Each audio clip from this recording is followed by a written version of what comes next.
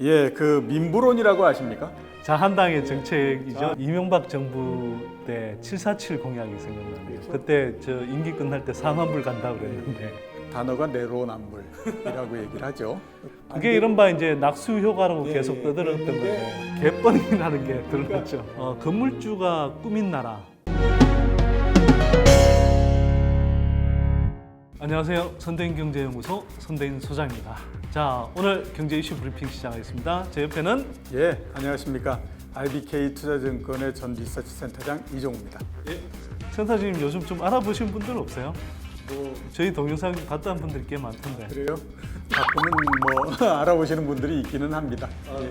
예전부터 알아보시던 분들 아니에요? 그건 아니고.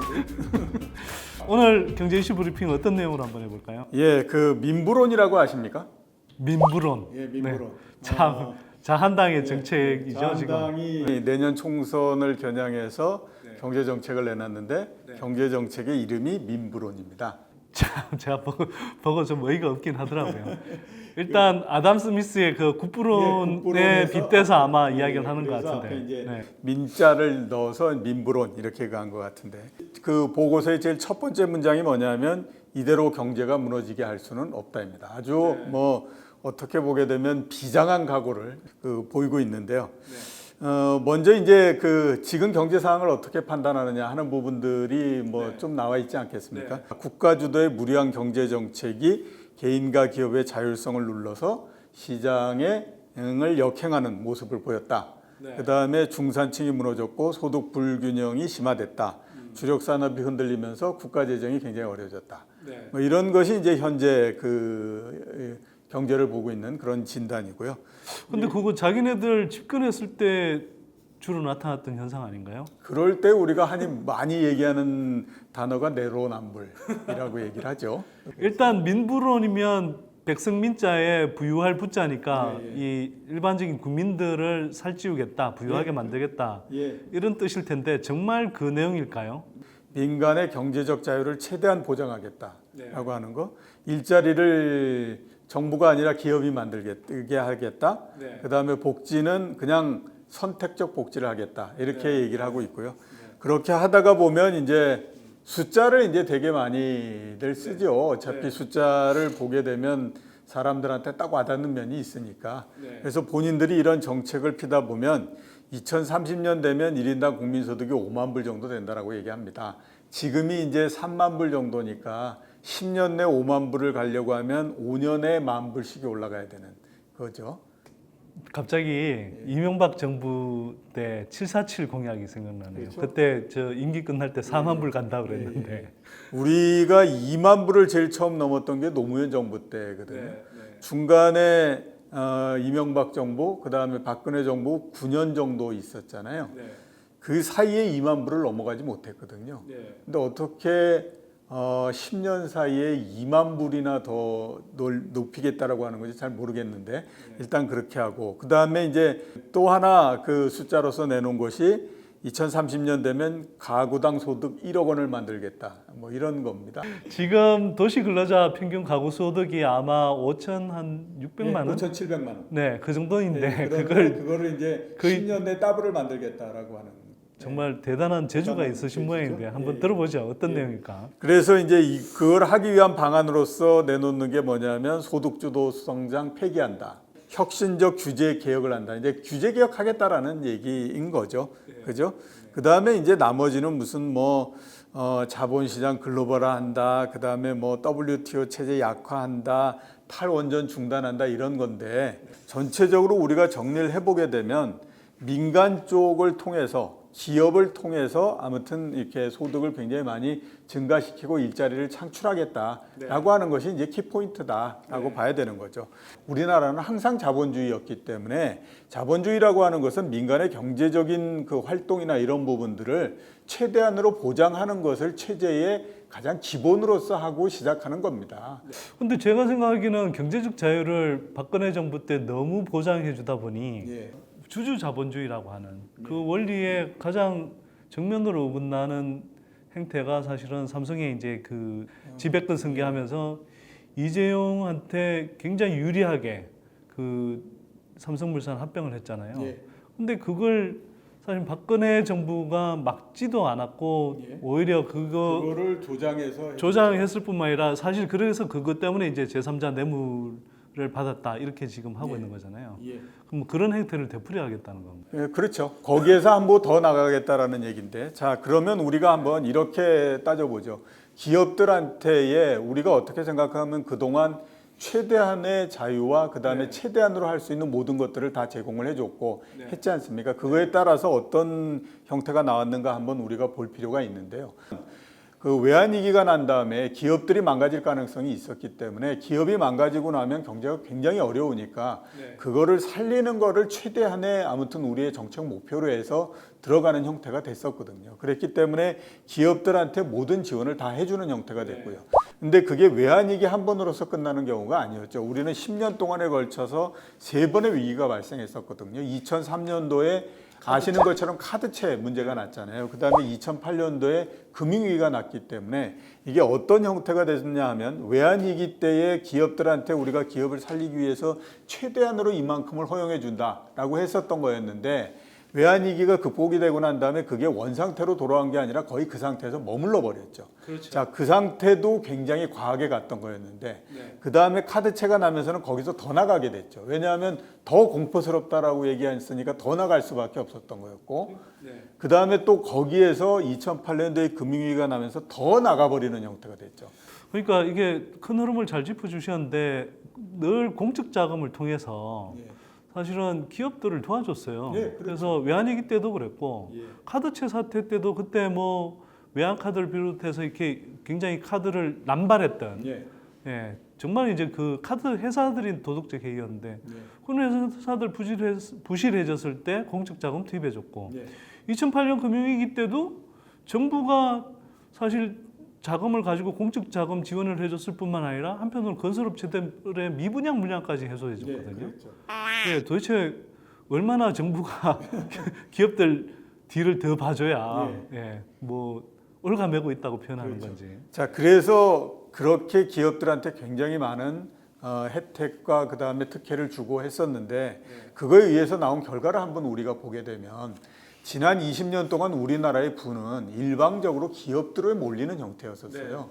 그러니까 가계에서 있었던 부를 빼서 기업들에다가 몰아주는 형태가 됐었거든요. 예를 들어서 2000년대에 우리나라 상장 기업들의 이익이 30조 정도거든요. 지금 작년도 같은 경우에 200조예요. 그러니까 20년 사이에 기업의 이익이 7배 반이 올라간 거예요. 세계 어떤 나라도 이런 나라들은 없었고 역사적으로 이랬던 부분이 없어요.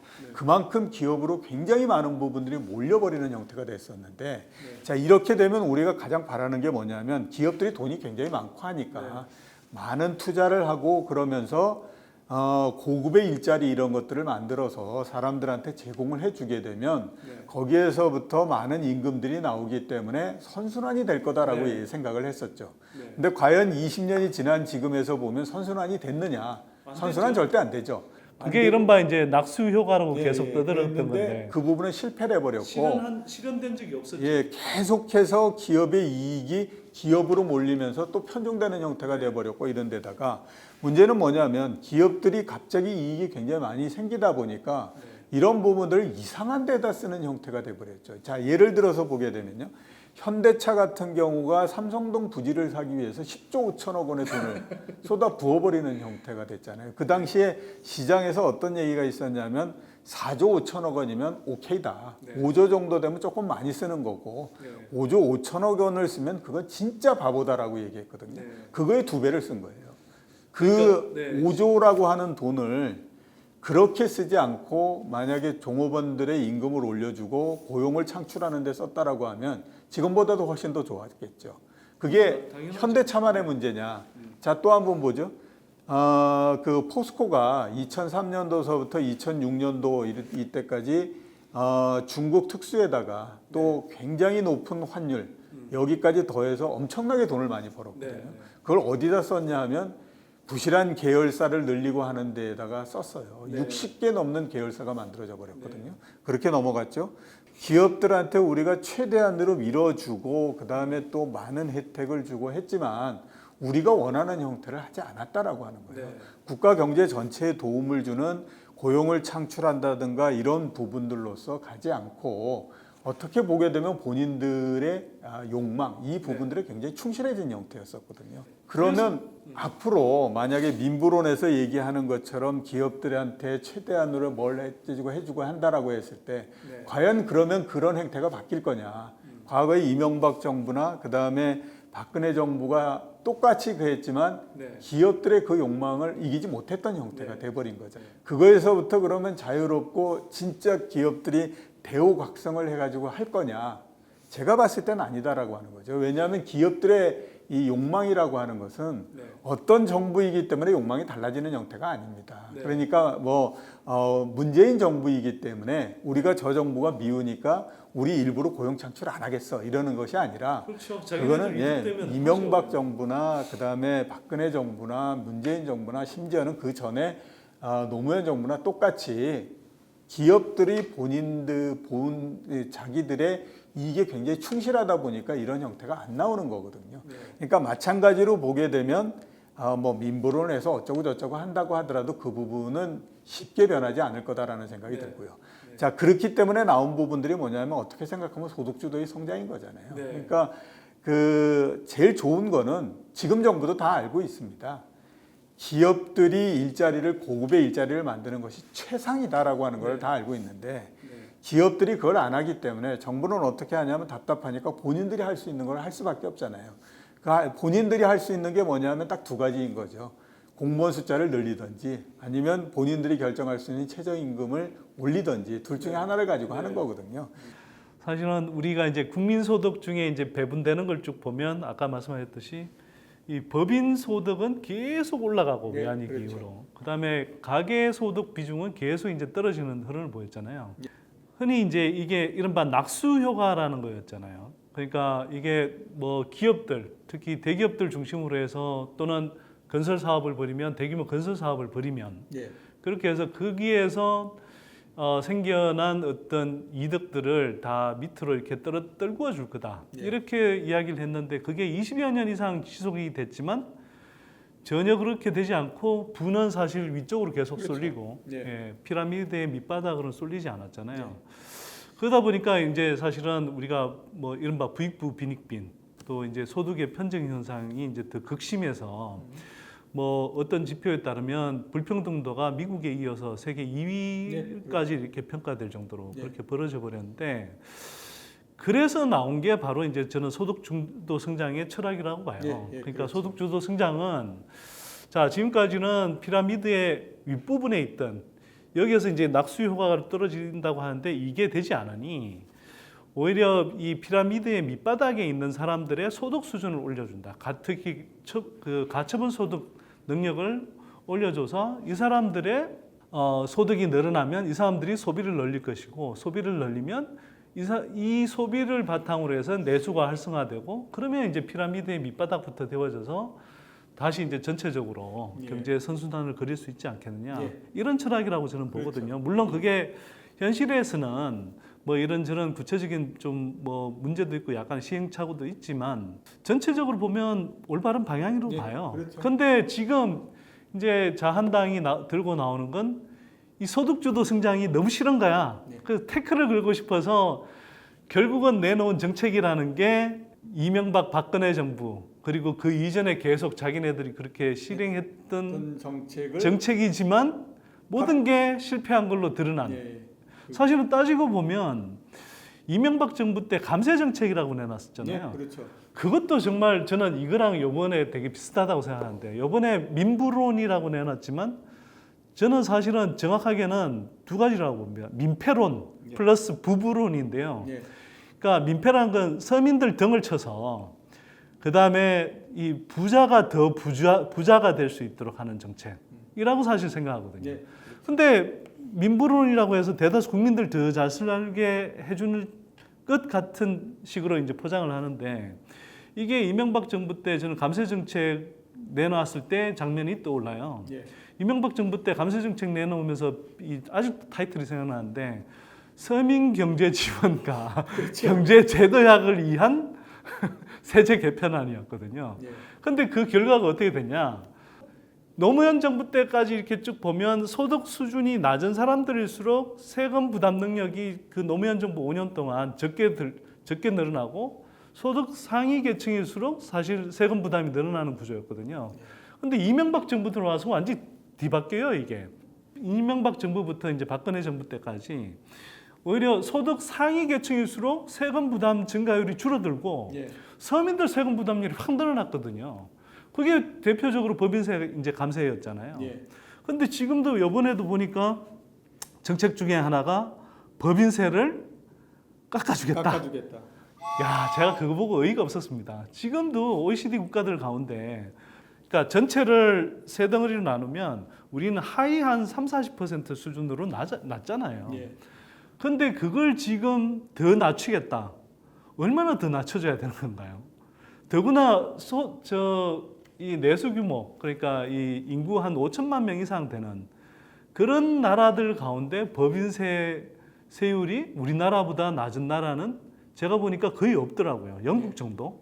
말고는 대부분 잘 사는 나라들은 다 우리보다 지금 세율이 높아요. 어느 나라든지 잘 사는 나라일수록 위쪽에다가 세금의 부담을 굉장히 많이 매기게 하는 것이 일반적인 형태인 거죠. 그러니까요. 근데 법인세를 그렇게 깎아주고 그러고 나서 지금 또 더 깎겠다. 거기다가 상속세 면세가 될 수 있는 조건들을 뭐 최대한 뭐 넓히겠다.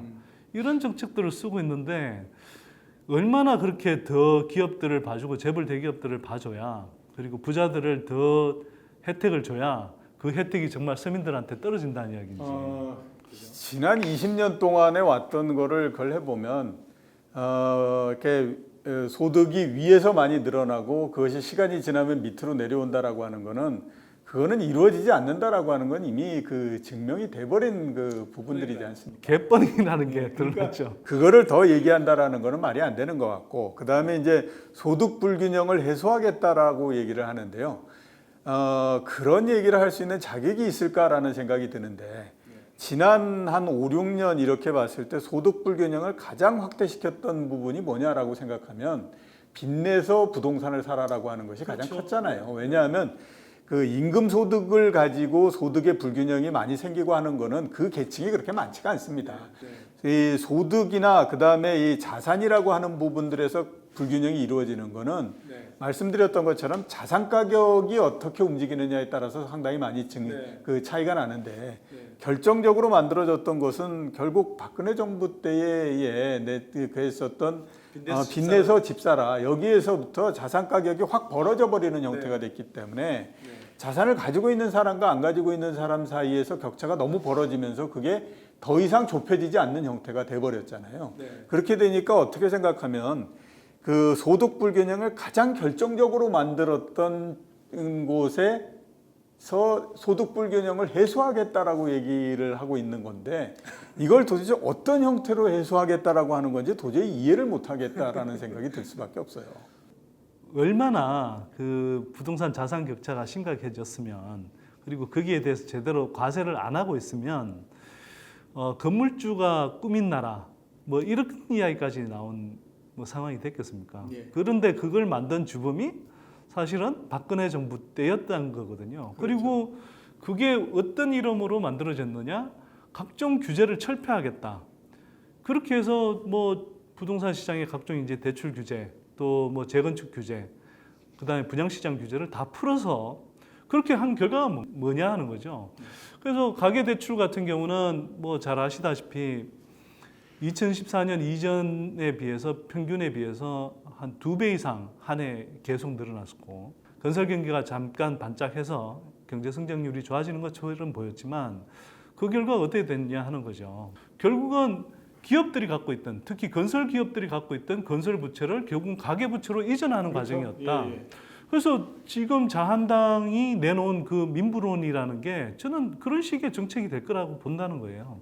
그러니까 결국은 기업들 도와주자 해서 그러면 그 이득이 국민들한테 돌아갈 거라고 이야기를 하지만 실제로는 기업들 도와줘서 건설업체들 재무구조 좋게 해주고 그 부채는 가게가 또 함께 하는 거. 이것만 봐도 이번 민부론이라고 하는 그 정책의 실체를 저는 알 수 있겠다, 짐작할 수 있겠다. 자, 오늘 경제 이슈 브리핑 좀 마무리를 해야 될 것 같은데요. 제가 보기에는 자한당이 내놓은 민부론은 아까도 말씀드렸지만 서민들 등쳐서 오히려 부자들 더 부자되게 해주는 정책이다.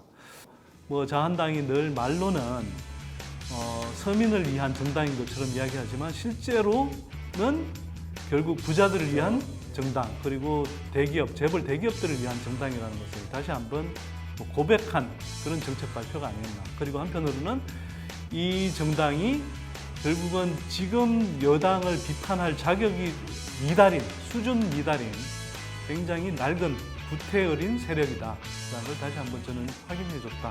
이렇게 생각합니다. 자, 경제 이슈 브리핑 오늘 여기서 마치도록 하고요.